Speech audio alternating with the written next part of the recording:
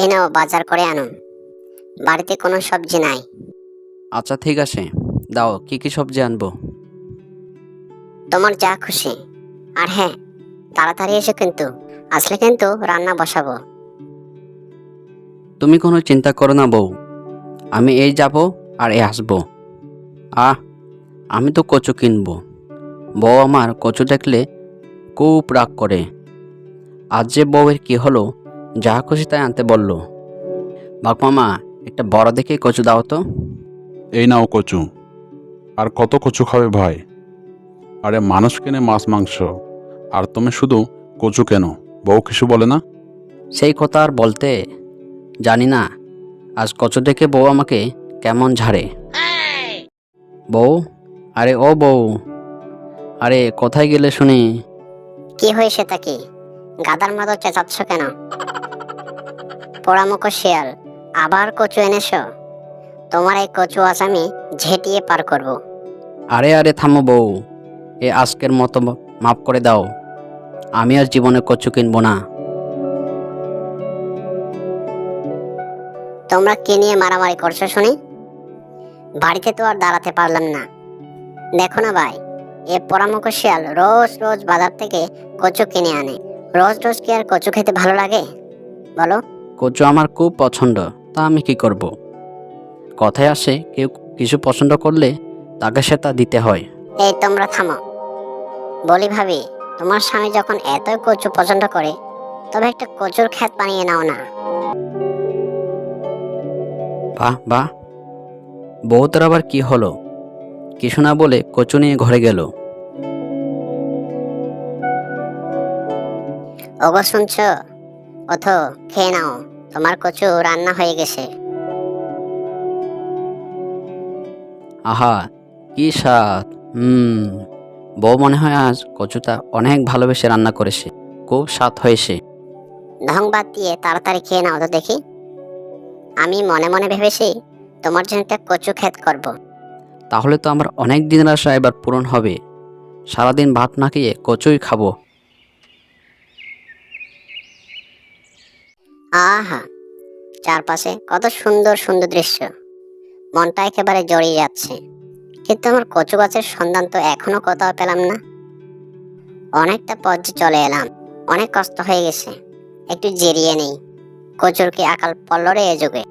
এখনকার সময়ে একটা কচু গাছ পাওয়া যাচ্ছে না। শোনো গো মেয়ে, চলে যেও না, এদিকে একটু এসো। কে কে এভাবে আমাকে ডাকছে?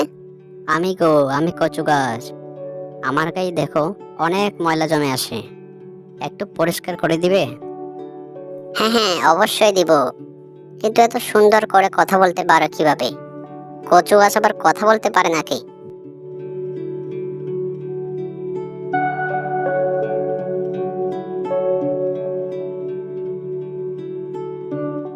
পারি তো, আমি হলাম কথা বলা কচু গো।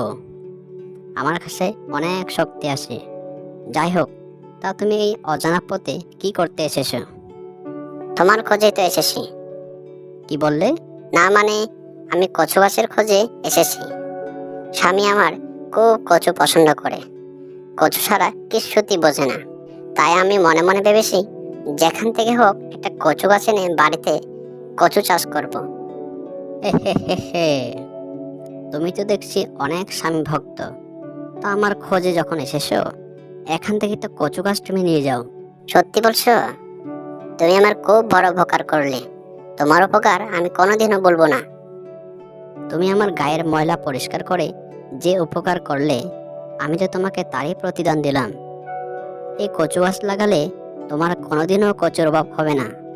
তোমাকে অনেক ধন্যবাদ কচু গাছ। তাহলে আমি এবার আসি, সন্ধ্যা হয়ে এলো যে। আচ্ছা যাও, এই কচুটা তুমি খুব যত্ন করে লাগাবে, কেমন? ঠিক আছে।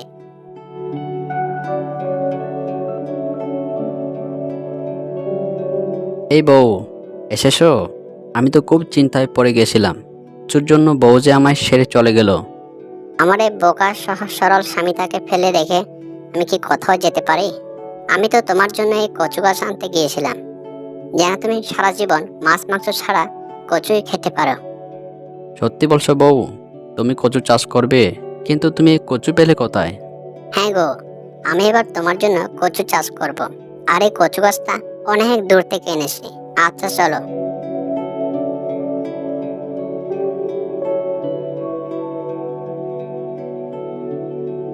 এই কচু গাছটা লাগিয়ে দিলাম। দেখি এবার তুমি কত কচু খেতে পারো।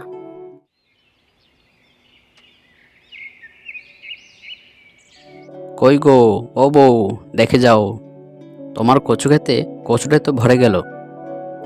কি জাদুর কচু লাগিয়েছো বউ। ও মা, সত্যি তো, এত কচু। এবার থেকে তো কচু আমরা বিক্রি করতে পারবো, আর তোমাকেও পেট পুরে খাওয়াতে পারবো। হ্যাঁ গো বউ, তোমার লাগানো কচু আমার কষ্টটা অবশেষে বুঝতে পেরেছি। বলে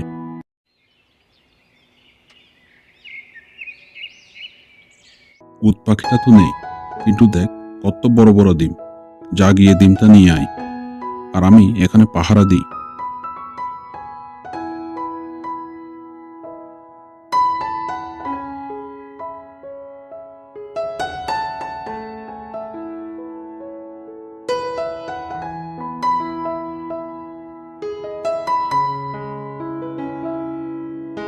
হায় হায় হায়, আমার একই সর্বনাশ হলো।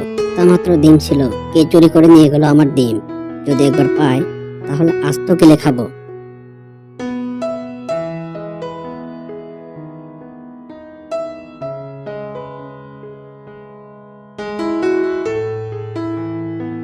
আরে, এ তো আমার ডিমের খোসা।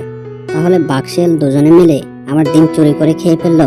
ওদের একদিন কি আমার একদিন। আরে মামা, মাঠে মারলে কেন? আমি কেন তোমাকে